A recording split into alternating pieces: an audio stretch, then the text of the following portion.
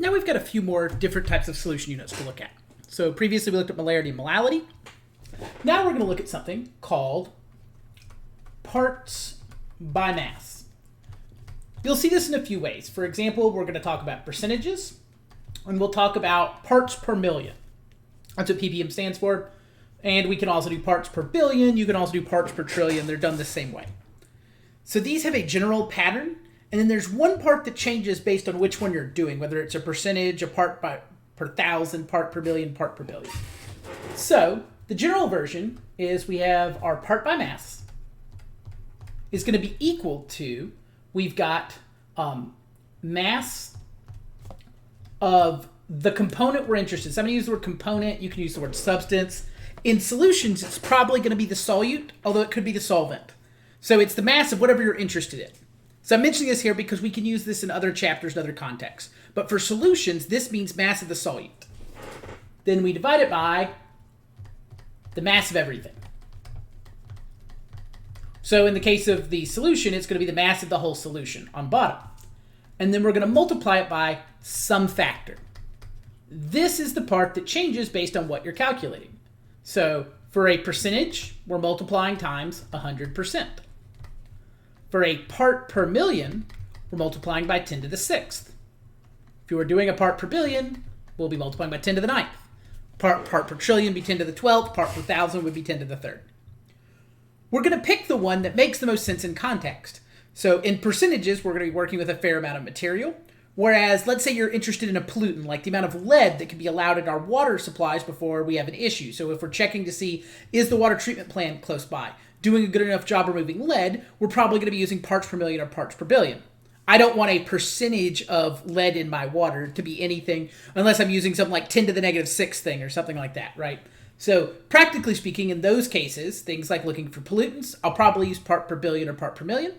Whereas if I want to make a salt solution, I might make a couple percent salt per water, then that's so large that it doesn't make sense to use part per million. In any case where you use one of these, you can use the other ones. It's just your numbers may come out a little weird. Like if a solution ends up being 2%, if you're doing it times 10 to the 6th instead, you end up getting like 2 times 10 to the 4th or something like that. So it's not that it's not doable, but that it tends not to make as much sense in context. So let's look at an example of how we would solve a problem like this. So let me see. There we go. So the problem I worked in my class, and I'll do it again here, was what volume of a soft drink that is 9.5% sucrose. So that's C12H22O11. 9.5% sucrose by mass contains, that should be an N, not an M. That's the word contains. I write poorly. It's just trying to prove I'm a professor. So mass contains 68.5 grams of sucrose. If the density of the drink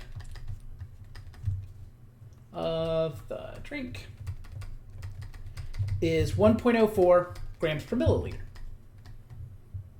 So this is an example of how we might ask this question. We might know the percentage already, and then we want a particular amount.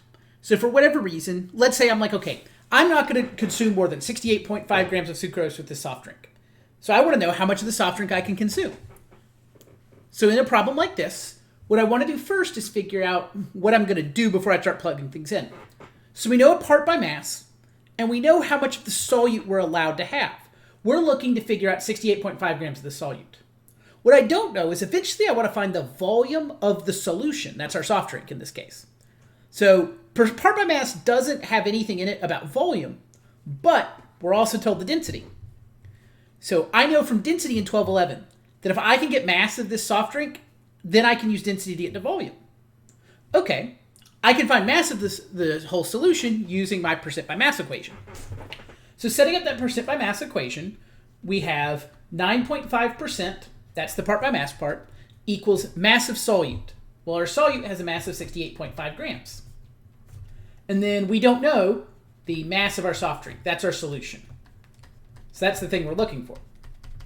And because we're a percentage, or multiplying by 100%.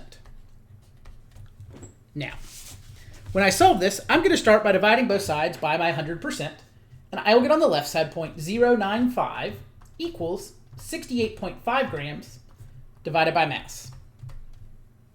Then if I do some rearranging, I can multiply both sides by mass and then divide both sides by 0.095. When I do that, it's going to lead to that mass equals 68.5 grams divided by 0.095. Sorry about that. So I get that. And then when I solve that, that tells me the mass of my whole solution, my soft drink, is going to be 721 grams. That's how much soft drink I can consume. But the problem doesn't tell me to stop at mass. It asks what's the volume.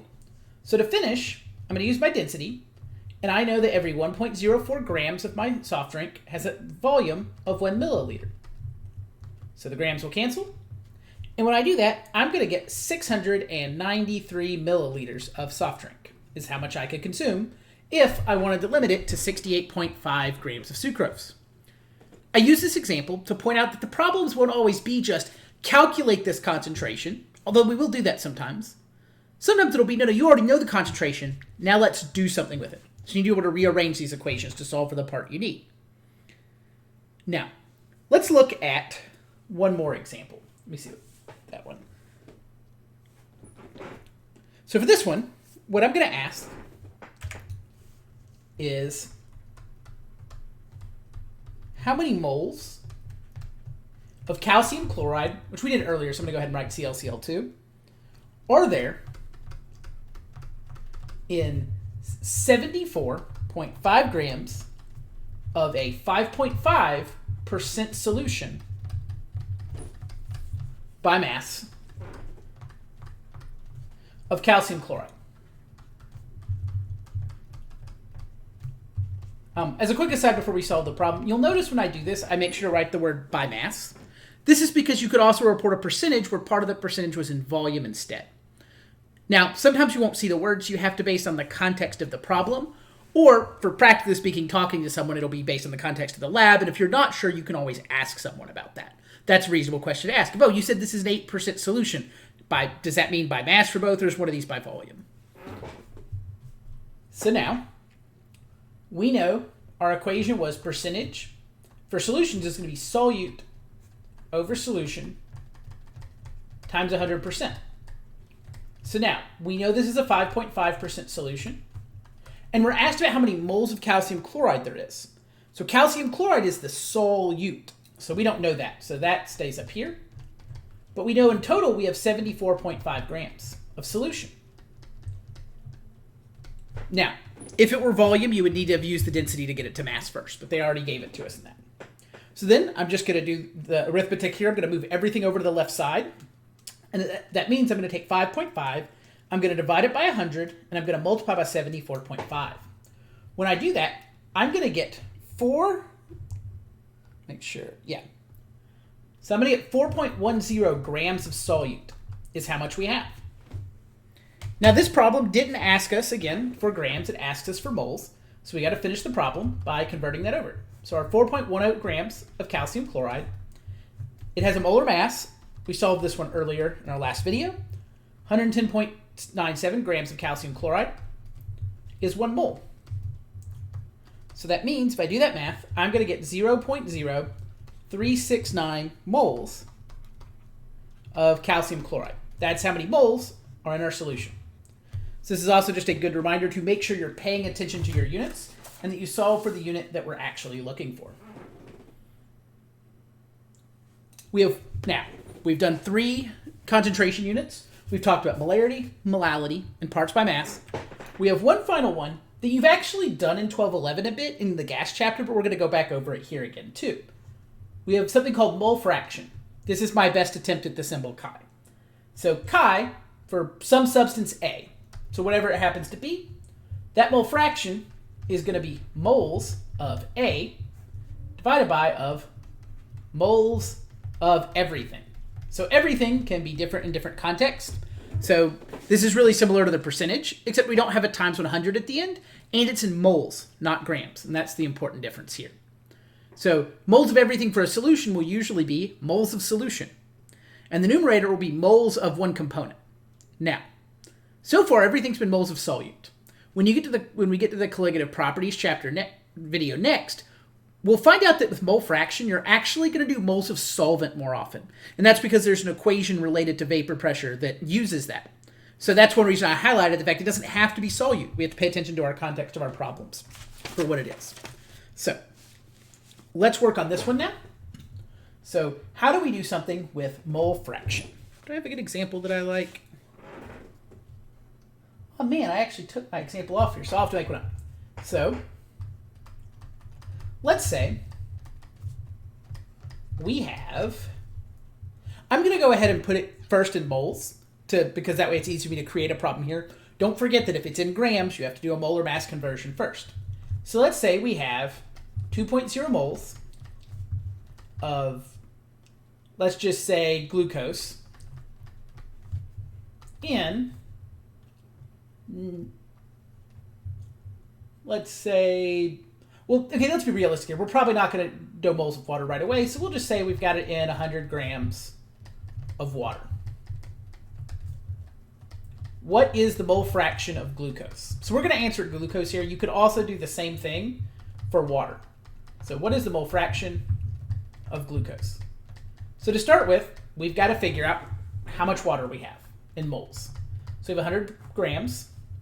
Water has a molar mass of 18.02 grams per mole for water. So we have 100 divided by 18.02. We're going to get 5.55 moles of water. Okay, I made this problem off the top of my head. This is a really concentrated solution. I'm not sure I can dissolve 2 moles of glucose in water. So as an aside, there's a chance this thing doesn't actually work. I guess if you heat up the water a whole lot, you probably can. As you heat things up, we learned, yeah, we talked about that already in this chapter. As you heat things up, it's easier to dissolve stuff in them. In the case of solids, in most cases. So maybe this is doable if we heat the water up to 80 degrees. So, and also, I'm not really good at knowing exactly how much sugar is in some of this stuff. So maybe that's an amount we have because we put insane amounts of sugars in all kinds of things. Because Americans like that because it tastes real good. Just makes us real big too. So, mole fraction of glucose is going to be equal to our 2 moles divided by, and this is one of those things you can't forget, it's not just 5.5 moles, it's plus our 2 moles. You have to account for the solute and the solvent. So we have 2 divided by 7.55, and that's going to give us that our mole fraction is 0.265. It doesn't have a unit, so we just have to stop there. If we'd asked for the mole fraction of water, we should get 0.735 because they should add up to 1. Technically, it'll sometimes be off by the last decimal will be off a tiny bit because of rounding issues. But other than that, everything in your solution, when you add it all up, should give you a mole fraction of 1. So this means that 26.5% of our solution by moles is glucose, or 0.265 is the mole fraction. And that doesn't mean it's by mass. Glucose is heavier than water. This means if you did a percent by mass calculation, it's going to be more than 26.5% because glucose is heavier. So every molecule of glucose adds more mass than every molecule of water does. So we do have to pay attention to what units we're working in. They're going to give us different answers, and we're going to choose which one we're going to work with based on the context of our problems. So that's what we're going to look at in our next video. We're going to look at something called colligative properties, which are properties of solutions that are going to be related to the concentrations of the solutes that are present in them. So I will see you again shortly.